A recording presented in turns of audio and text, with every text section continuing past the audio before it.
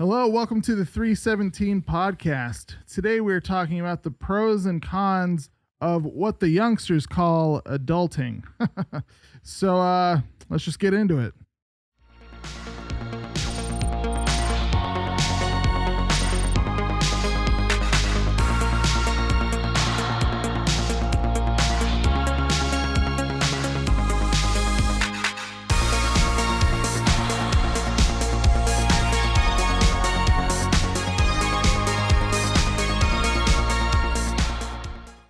Yeah, so on my, I realized I didn't send out a topic again because it's getting harder and harder to think of like what we haven't talked about. But I don't know. It just seems like a lot right now.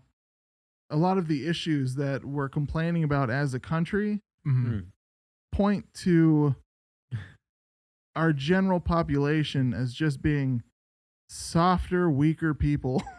than we were 20 years ago, 30 years ago, even like 15 years ago. Yeah. You know, and so by pros and cons of adulting, what I mean is, I don't know, finding the silver lining in having to take responsibility.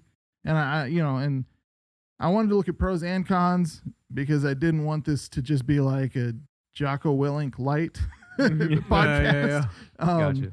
But I mean, really, let's just get into it. So, what do you guys? What's one thing that you see, Victor? I'll throw it to you first. What's one thing that you see people struggling with that it's like, I don't know, that our parents didn't complain about out loud when they were in their 20s and 30s. Oh, geez, dude. There's so many things. Oh, man. So what would go for like something that's ridiculous? Like, don't be like, yeah, rent. You know? Dude, I don't know, man. No? Jeez. So what would be a thing that our parents didn't complain about that we complain about? Yeah, like that generation wouldn't complain about that is like a huge deal to millennials or Gen Z. Yeah. Gosh, bro. So like I grew up with an immigrant family. Mm-hmm. And so, dude, my parents really don't complain about gosh, it's just different because like we didn't grow up in the best neighborhood. We didn't really we grew up in the ghetto, dude. It was like shots and helicopters and cops. Like this, it was as bad as it gets, you know, in the freaking hood, dude. But I was a kid, and you filter all that as a child. Like it's like me growing up where I grew up, and looking back on those things, like, oh, I had a great childhood, you know? Yeah. It's like, oh, geez, like it's like hard to even think about my parents complaining about something, you know, like. Dude, I remember our AC not working or our AC wasn't working strong enough. My dad went into the AC unit or something, and like I don't know, like to my little kid brain, he's like supercharged it, and then it just worked way better, you know? Yeah. I guess that's something like my parents' generation. I don't know, but like they just handled it themselves. Bro. Like they fixed it. Dude, it wasn't like, hey, you call somebody or how much is it gonna be to pay this so and so to fix it. It was like, I got this, you know. Yeah. I remember my mom's one of my mom's cars. I don't know what was wrong with the thing, but all of a sudden my dad like wired it to where it had two cables sticking out of the out of the headlight, and then you like tap them together, and that's how my mom would turn on her car. I don't know. He probably stole the car. I don't know, man. Headlight? I don't know. Yeah, they were sticking out of there, and it was like two little wires. And I was like, "Oh, that's awesome! Like my dad's a genius." Yeah. Shortcut. We had no idea what a jerry rig was. When we were kids. We had no, but everything was held together with rubber bands. And dude. Duct tape. Yeah. Just throw some more duct tape on it. Last 10 more years. Yeah, that's a good one. Amenities, like that's something we grew up the same way, you know. Okay. Like just in the ghetto, like we didn't have electricity, we didn't have hot water, we didn't have gas, we didn't, you know, like all of those things were like amenities, you know. Yeah. But we had some form of it Right. because my dad took it upon himself to. We lived next to my grandparents, and and he just ran cables through the whole house. I was like, I don't know what he's doing, Yeah. but the light works, the Right. microwave works. Yeah, You know, yeah. every now and then you can flip this light on, but the breakers might break because you have the TV on, the microwave on, and 2 lights. We only have 1 light on Yeah. in 1 room, and my mom Jeez. always wanted to use the computer, so I was like, Mom, can I use the microwave? Turn off the other light. I'm like, then I can't see. Dude, and this lasted till we got out of that place. I mean, Jeez, man. you know, I moved into that place when I was 3, and we had gas and electricity and all that stuff till like I was in my teens, but you know, we didn't move out. I was still living there when I met you. Right. And I don't know if you remember all that, but I mean, Vaguely. maybe just Yeah. like our kid brains didn't think about it. Right. Yeah. Mm. yeah. And I was always at his house. Yeah. There was lights. There was, you know, all kinds of stuff. Right. over there. Yeah, But, you know, lots it's of this just out. like it's just the things you don't think about. Yeah, my Right. dad always would just like find a way. You know, like Yeah. something's broken, he's gonna go fix it. Something's, you know, not working, he would be like yelling at us to turn the water on and off, you know, because he's up in the vents doing Right, something. right. Yeah, yeah. Turn it off. What? You're just like, which way's off? Righty tighty, lefty loosey. Okay. Nothing is even on. Yeah. Yeah. Dude, there's that meme. The dad's like working on the car, and the kid's just standing there with a flashlight. He's holding it, and then he goes, That's like, son of a. He's like, sorry. And he's like, you had one job. You Yeah, yeah, hold the yeah. light on the thing. Oh, We're just like Yep. Yep. bangs his head on something as soon as he turned it away. Well, it's That's- funny yeah. because, like you said, your parents or your family were immigrants. You know, you just described your upbringing. I was, my parents are missionaries. So I grew up in Costa Rica and in Mexico. Yeah. So I feel like we all kind of had the same, like I grew up used to stuff, like, Yeah, so it we can didn't stand relate. out. Yeah, it was man. just like, Never wore shoes well, it was, or well, had yeah. shoes. But it was almost just like that was just an attribute of the house. Like you didn't think about, like I didn't think about it. That's good, dude. Like I yeah. spent the night at your house all the time as a kid too, and it wasn't like, oh man, why isn't this on or whatever. It was just like, that's just how this house is, man. Yeah. Like it's Hey, part of the man, adventure of Switch being a doesn't kid. work. You got to Yeah. use this one. Oh, All that's right. cool. Yeah. And then you're just like looking at the wire or whatever, like, oh, that's cool, just because I mean, it's like you said, when you're a kid, you just whatever. Yeah, It's, man. That's a good one. That we could harp on that for a couple hours. Yeah, dude. That's true. Whereas, like, if you look at our generation in the same situation, it would just be, why isn't this working? Yeah, like, yeah. What else do they want me to do? Do they, whoever they are, Yeah, do they yeah. want me to do? Right. Yeah. It's like they don't exist. You got to figure this out on your own. Dude. And I feel like there's a lot of like entrepreneurs coming from our generation or the generation under us that have just, they have money, but they don't have the know-how. So Mm. they have money to throw at something. Right. They just don't know what to throw it at. Mhm. Like, okay, Right. you're telling me something in a foreign language, how to fix something. How much would it cost for me to pay you to come out here and fix Yeah, my right, problem? yeah. And that's like, that's what I see a lot in Yeah. adulting now. It's Right. these people that they had no idea what getting a house was going to be. Mhm. They got the house because that's what they've always wanted. That's Right. the thing, But they had no idea what came with owning a house, Mhm. all the different things that break down, just like a car, Yeah. but it's a house. Yeah. A lot more expenses, a lot of things sometimes things just don't work or they Mhm. break, Right. You gotta Right. figure out, So he's like TaskRabbit or, those like where you hire a handyman to Yeah. do Yeah. stuff. Yep. Yeah. figure out where the stud is before you hit the wall. Dude, I mean, yeah, it's funny because I feel like a lot of us like grew up, all of our dads worked hard work. Right. They Mhm. all worked with their hands. Yeah. Yeah. And through the years would teach and show us different things to do, like around the house or, Right. cars or whatever it was, just like, here's how you fix it. Yeah. And they would take a saw to the house, and you're like, what are you doing? And then suddenly you're holding the saw, and you're like, I don't know what I'm doing. Yeah. And then, what are you doing? I don't know. Yeah. Always being yelled at. Yeah. So like, I feel like a lot of that has not been taught. I think we've talked on this a lot. Yeah, it was shown but not taught. At least that's how it felt to me. It was like, look, this is how I'm doing this. And you're like, oh, okay, yeah, I've seen that before. That's a wrench. And then like, okay, now you do it. Wait, what?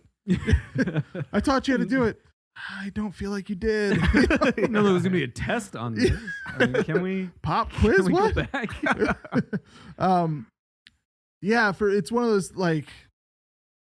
I feel like if I had paid more attention to what my dad was fixing when I was a teenager, I'd have to be consulting YouTube a lot less. Yeah. To see how somebody else's dad does it. Well, that's the thing now. It's like we have YouTube, and that's huge, dude. YouTube and Google, man. Yeah. We did not have that as like kids. Our parents didn't have that. They didn't have that at and all. They figured it out, dude. Like that's insane. Yeah. Jeez. That's another thing too, is reliance on like what we have to help us. Right. Oh. That dude, everyone relies on social media, YouTube, like Google to figure out what the heck is wrong or what to do. Right. That's another thing too. Like our parents talk to our neighbors, like it was more social. I feel like, they grew up in a more social world. Us, like, we don't need to do that anymore because we could just YouTube everything, Google everything. Right. We don't need to ask our neighbors, Yeah. We don't even know what they do, dude. Like, Well, it's funny. So before my parents moved here to Phoenix again, my dad visited us probably 2 or 3 years into where we were living in our house. I have the same neighbors now that I did at the time. I'd wave at them, say hi, all that stuff. I'd never go over and talk to them. Yeah. But for a couple of them, like they would like just kind of maybe give me a nod or acted like they didn't see me, whether they did or not. I don't know. But and then my dad is there 2 days and he knows that, like he knows their names and what they do. Crazy, the people who like dude. never talk to me. The people on the other side like talk to me now just because my dad like went over there and talked to him. I'm like, I didn't know I had to like invite myself into your life just to get a pleasant wave out of you. Dang, but I know even just that waving and saying hi or whatever, like even that is something that's just not hardly done anymore, except in like senior communities or whatever now. Especially here in Phoenix or Arizona, rather. Right. Dude, no one has that southern hospitality here. Right. People just don't. They're from all over. They're from everywhere else. Part of it is we have people from California. The other part, though, is that we're so used to getting inside as quickly as possible in the summer because you could just die outside. My skin is sizzling. I can't have a conversation right now. Exactly. So you're just used to getting inside, which is why I think we're so like road rage is so bad here and stuff. I think so, too. Because it's just like you are keeping me from getting to my next destination where I can go inside and be comfortable in the air conditioning. Like, that's why like this physical rage just kind of roils here in Phoenix. Like, dude, the sun on the freeways piss you off. Nothing pisses you off more than the sun just being there. I'll say there's one more thing that pisses me off more, and that's going into the shade and realizing it's still hot. Just as hot. Oh, when the sun goes down and it's still 100 hot. You get outside, you're like, It's like a dry sauna out here. Gross. Jeez, dude. It's that desert life, man.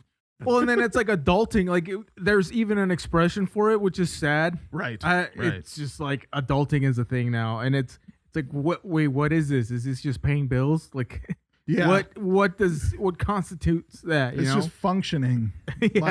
Success, not even successfully, but just middle of the road, somehow surviving life day to day. That's adulting now. You know what's great is it didn't become adulting until we became 30.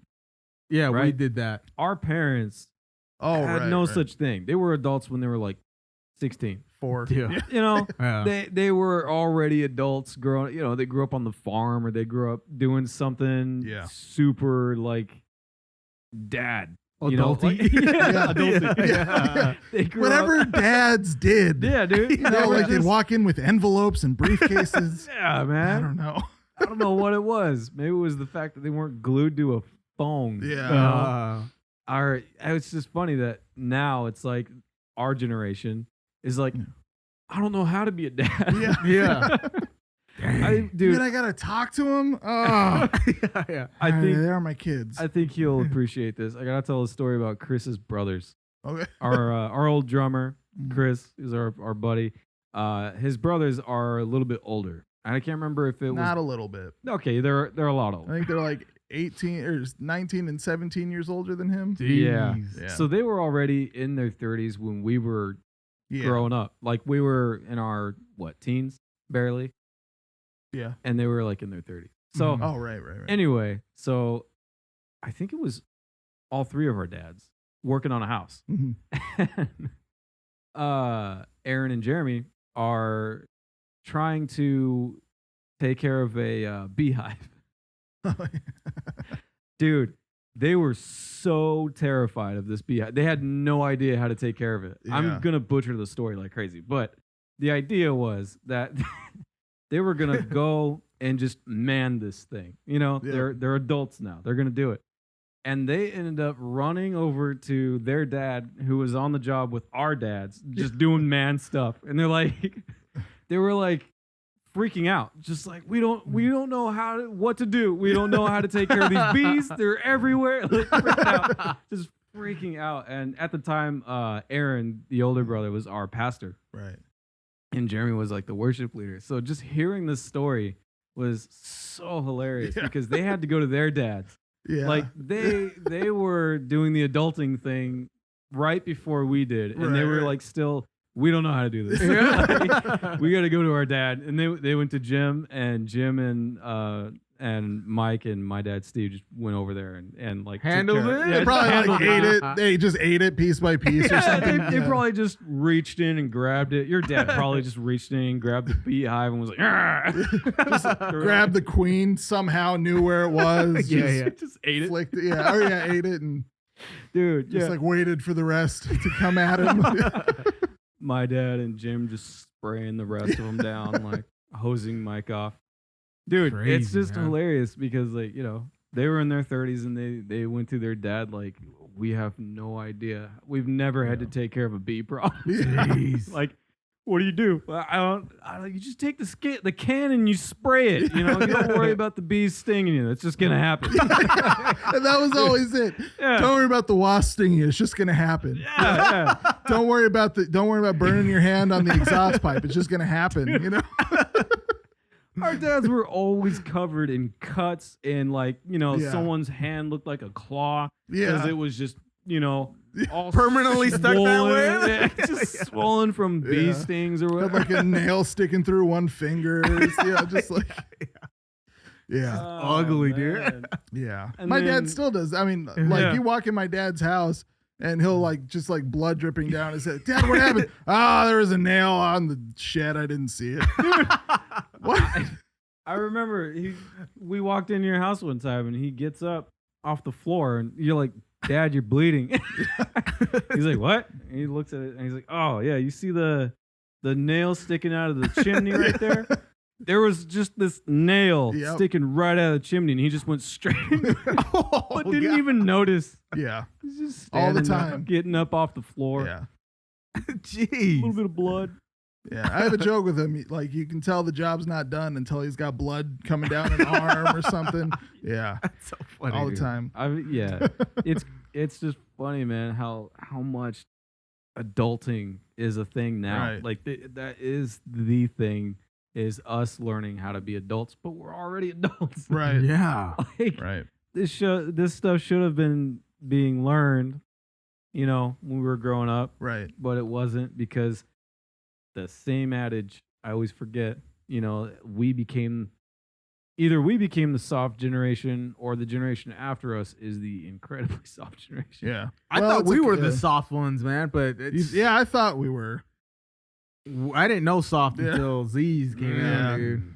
Man. Yeah. Dude. But just like I blame, like people blame what it'd be the boomers, I guess. Yeah. For like how soft millennials are. Yeah. Gen Z is the way they are because of Gen X.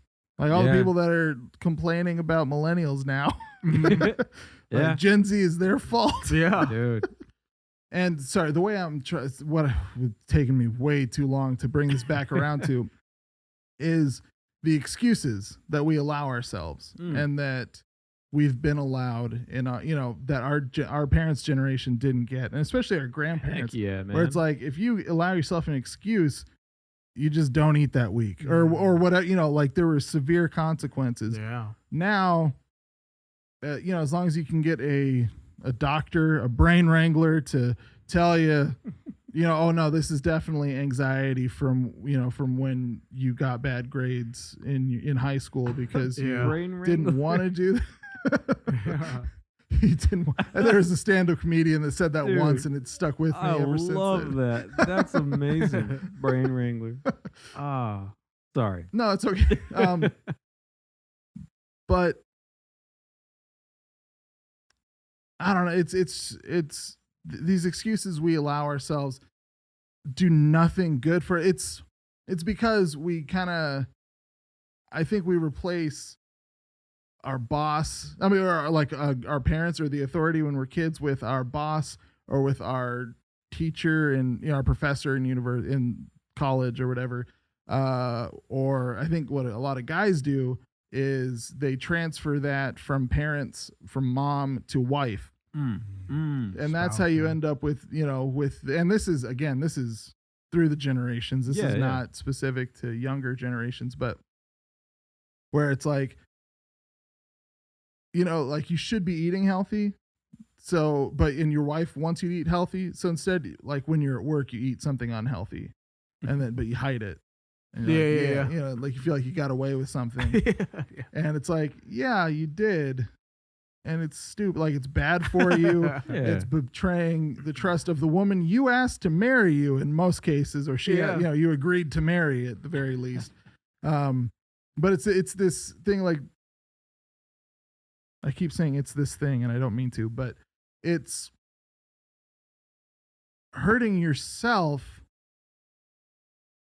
as a way, but convincing yourself that you're, I don't know, like you found a cheat code or or whatever, like you found a way around it, a shortcut, that's fun, a cheat in it, where it's like, no, you're just being childish. You're just stabbing yourself. Yeah, you're shooting yourself in the foot. So you can feel like you're devious or I don't know, whatever. That's funny. I don't feel like I'm quite getting the words out that I'm trying to, but it's all right, man. So if nobody listening gets what I'm saying, at least these two guys, I'm pretty sure, understand what I mean. Yeah. I don't know. I don't want to be the guy that says, and that's what's wrong with the world today. But that's what's wrong with the world today. Or not with the world, with American society, because there are whole countries out there that don't operate this way, and they're like building stuff and their economy's growing and all that, stuff America used to do, but is now upset. Gotten lazy and snowflakey. Yeah. Yeah. What you got, man? No, I don't know, man. You got swirling in there. Nothing, dude. The most honest answer to that question. I love it. And because I am somebody who is overweight, I feel like, I don't know, I'm comfortable talking about this from the opposite perspective of what's popular, but the whole like anti-fat shaming thing, I don't think we should bully people for how they look. I don't think we should bully people for being overweight, for being unhealthy in one way or another. But that's different than the media and people being like, oh no, you know what? You're fine. You're healthy. You just have more weight on you. That is opposite of science. We've talked about this before. I am overweight, and I know that the more weight I gain, which I haven't been, but the more weight I gain, the more unhealthy I am. Yeah. I mean, at this point, even if it was all muscle, if all my weight was muscle, I'm sure it'd be putting a strain on my heart or something. From 2 points of view, if you see somebody who's gaining a lot of weight and they don't know it's bad for them, it's selfish, and it's just selfish to tell them, you know what, you're fine, just keep doing what you're doing. Whereas a loving parent would say, hey, this is tough for me to tell you, but this is absurd. You're not going to live very long. You're not going to be a successful person if I don't tell you that eating a box full of Taco Bell chalupas is going to ruin, is going to be unhealthy and ruin your health. True, man. Difference is you work out.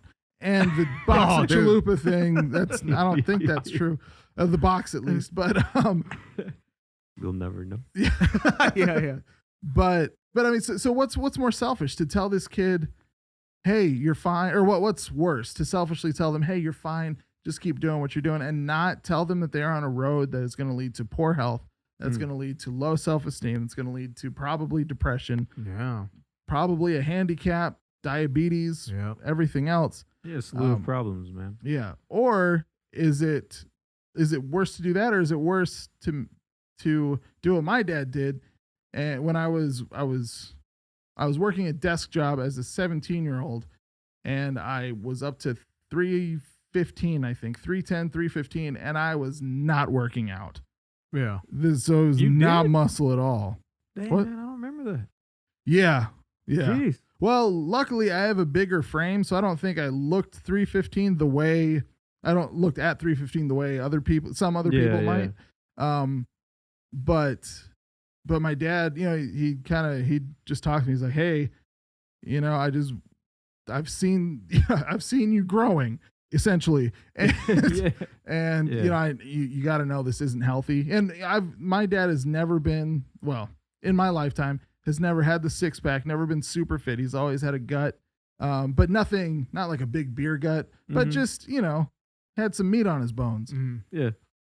So for him to come to me and tell me I was getting too fat, not in so many words, but I got the message. It hurt my feelings. It was rough, but then I was like, well, he's right. You don't get all those stretch marks from just really being good at life. So then after that, I got, not because of that, but after probably 3 or 4 months, I ended up getting fired from that desk job because the laziness that led me to be that fat. Also, I didn't do a good job. I mean, I was 17 years old at a desk job. I don't know who expected me to do a good job, but so after that, I got a retail job where I was walking around all the time. I stopped drinking so much soda, and I dropped 30 pounds, I think, in, a few months. And then as I got to feeling better, as I got to losing weight, I got feeling better. It wasn't such a strain on my body to walk around so much because I was losing weight. So I learned the lesson. I learned cause and effect. Mm-hmm. And that is something that I feel like the majority of the generation, or at least the loudest members of the millennial generation and Gen Z, have not adequately been taught cause and effect. Yeah. You vote for dumb policies. You can't get mad when the economy crashes, or when inflation soars. Yeah. Dude, it's true, man. Yeah, I definitely agree with that. I think your dad did it right. And that's something that, I feel like we've talked about that before too. Mm-hmm. Like, so many people in this generation just have not had that. Yeah. They haven't had the tough love, because I don't know if you guys remember this being a thing, but the kids under us, were starting to say things to their parents like, you can't say that to me. Yeah. That's a hate crime now. Yeah. Right. You can't tell me I can't do this because this is my life. And the kids started owning the parents. Yeah. And that, and now those kids are in their 20s. Yeah. And those kids are running corporations and having kids. Yeah. And it's just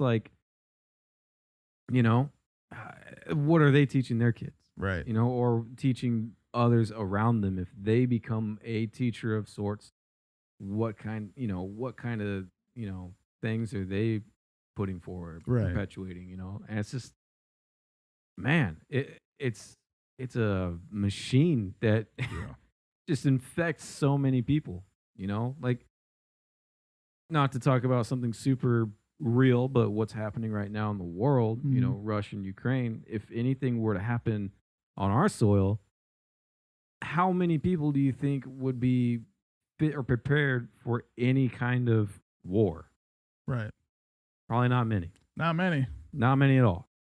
Honestly, like, you know, you could probably scan your neighborhood for maybe 2 people that would be fit enough to fight or fend off, you know, some kind of, you know, fight. One of them's going to be named Rick.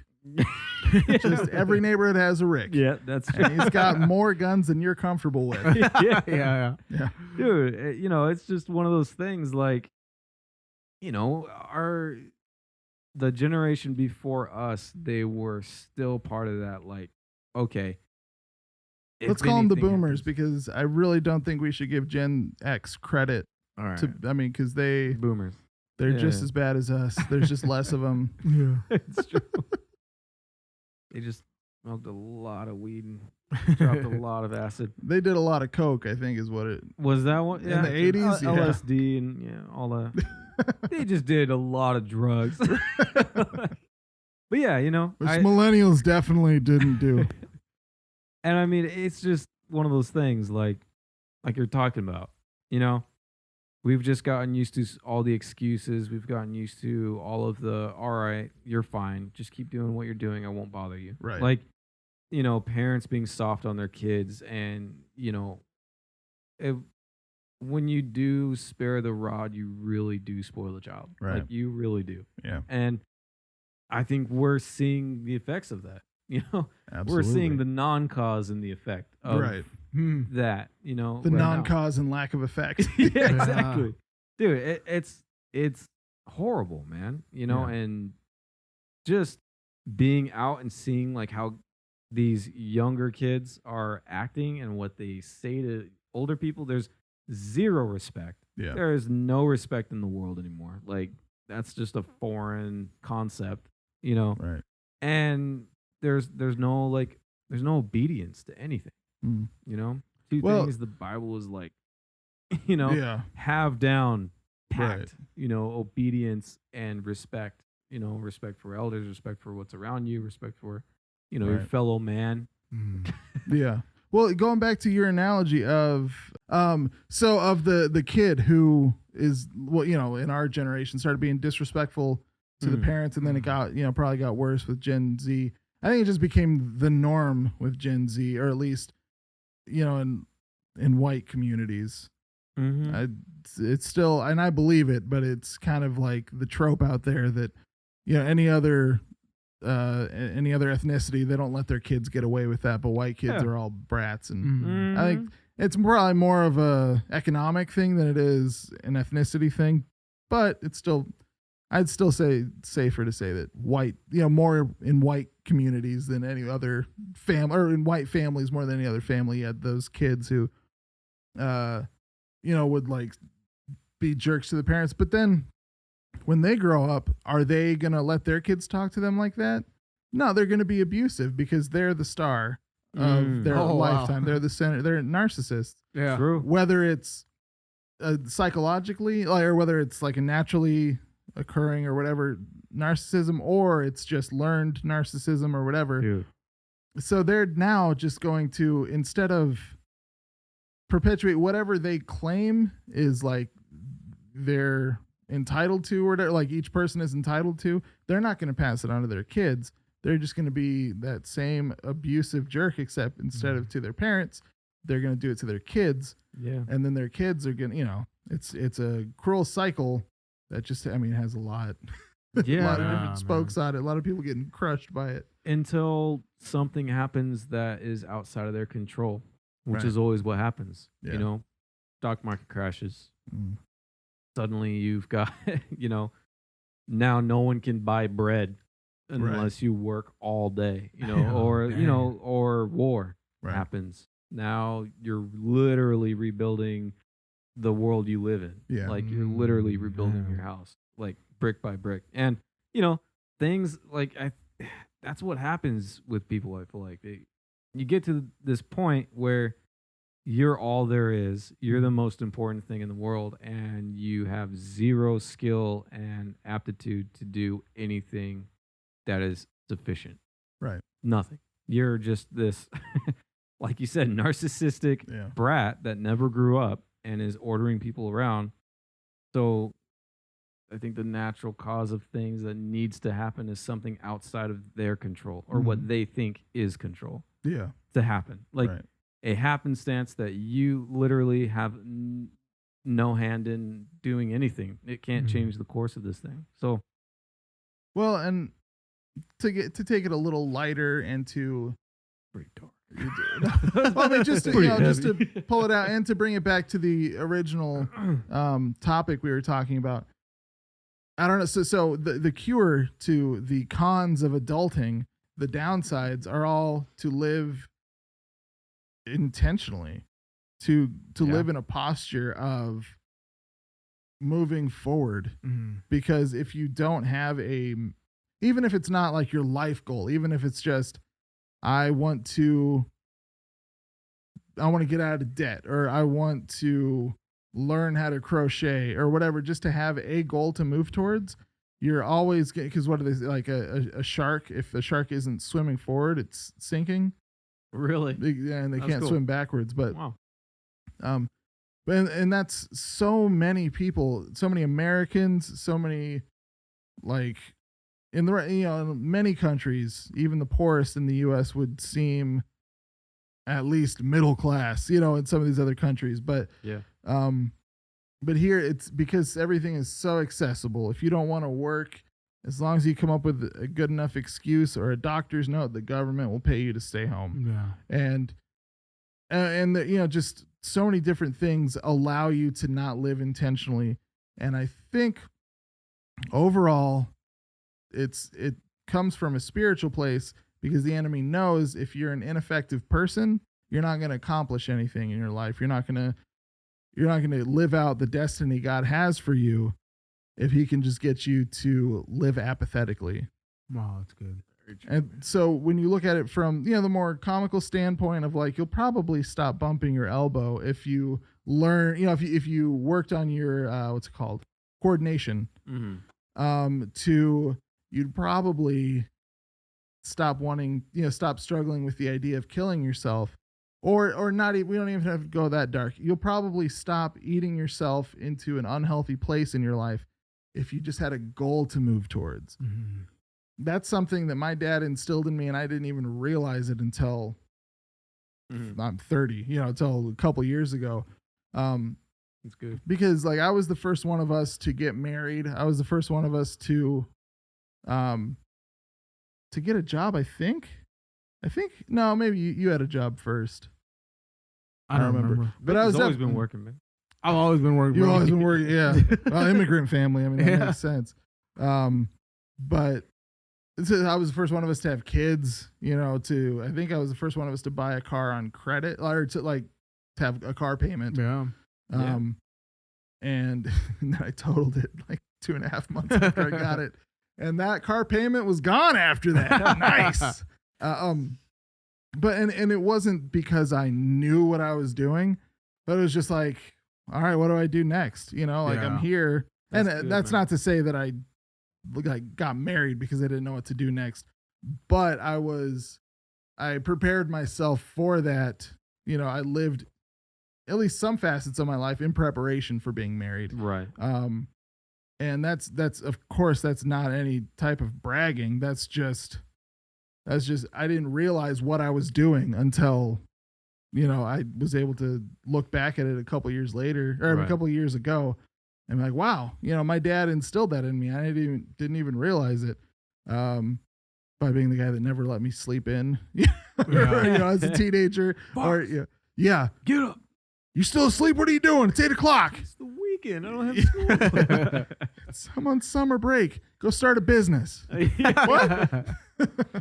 But I mean, and we don't have to keep going. I know it's getting late, but I just, that's something that it frustrates me watching in so many people nowadays, where it's like, why get a job, for 12 something an hour when I can just, stay fired for, I just got fired from the job. Just let, the COVID relief money and all that pay me. Yeah. When it's like, yeah, but don't you want more? Like, don't you want something better than that? Don't you want to be able to work a job and then get promoted, do a good enough job to get promoted and earn more money and, and just work up the ladder, or, learn how the business works so well that you can start your own business or whatever. It's getting to the point where it seems like people don't even realize that they have upward mobility here in America. Oh yeah, dude. But that's what the country's built on, is ladders. We're a country of ladders, and we have it seems like a large portion of our generation and the generation under us just like pissed off that that first rung is so high off the ground. You know what I mean? Yeah. Like, I don't know. I'm going to have to come up with a different name for this episode, because this is definitely not the pros and cons of adulting. Kind of evolved a little bit. Yeah, which is fine. I think it's good though. I don't know if the title fits. That's all. All right. Well, I can see. I looked at the. Yeah, it's late. We got to go. So thank you for watching. This has been the 317 podcast. If you like what you heard or watched, if you're watching on YouTube or Rumble, we'd love it if you tippity tap that bell. Tippy tap. Subscribe, like, or on Rumble, give us a rumble. We'd appreciate that. Give us your thoughts on this. We'd love to hear from you. Honest if you agree, if you disagree, if this made no sense to you whatsoever and you don't know what we're talking about. Or if you fell asleep halfway through. Or if you fell asleep halfway through. Well, then just go back to that point and watch it again. Comment. Do it. Or if you're listening on audio, we appreciate you subscribing on whatever platform you have. Rate, review us. Let us know how we're doing.